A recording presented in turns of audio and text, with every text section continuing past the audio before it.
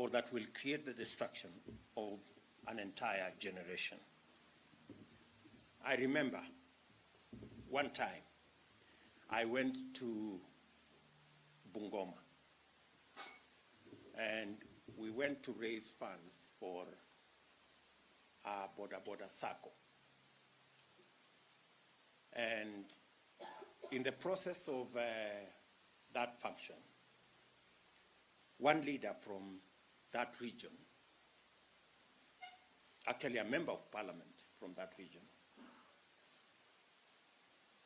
spoke to the occasion. And you will not believe that we have people who are sadists, and yet they pretend to be leaders. On this occasion, this leader stood and told this border circle group that the money that is going to be raised in this occasion, don't use it to buy, they wanted to buy a bus. Don't use it to buy the bus. Share the money, and you can drink that money.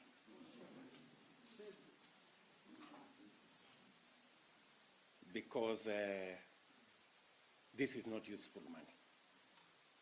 And he was speaking in the local language. He didn't know that some of us understood the local language. So when I stood to speak on that occasion, and I'm saying it in public because there is a record of it, I told the young people there that while this gentleman is telling you to abuse this money that is being raised, he cannot say the same to his children. You know?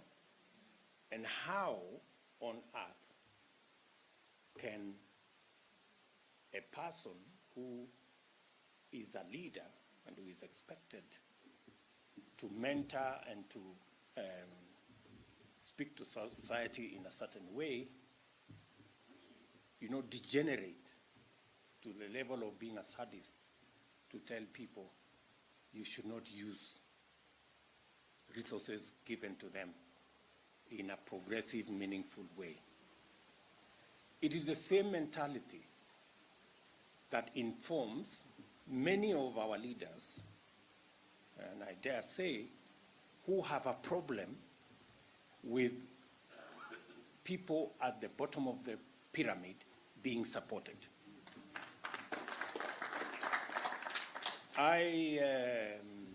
When I was in university, I stayed at Ngando. I have told our member of parliament here. And I know Ngando very well.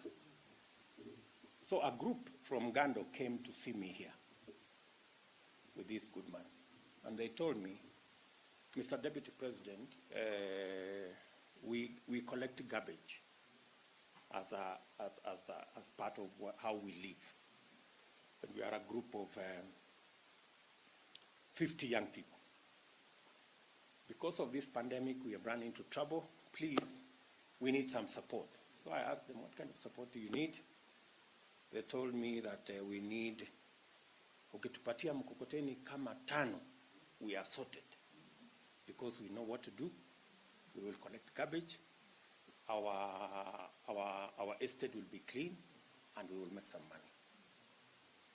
So I did that. And it became a very big problem to some of my colleagues, leaders, because they find that very problematic. Then you ask yourself, how is it your business? Yeah? How is it your business? And why don't you do that other thing that you think is better? So what I'm just trying to say is what you guys are doing in every way, small or big, contributes ultimately to the solution we have for drug addiction.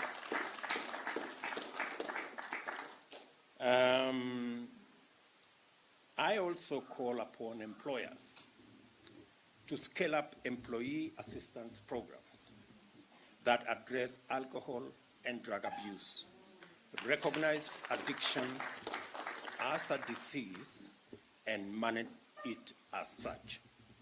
The dividend of such an approach cuts across the entire spectrum of society. Our schools, in particular, have a fundamental role in ensuring that the learning environment is safe for both learners and teachers from the predatory pressures and enticements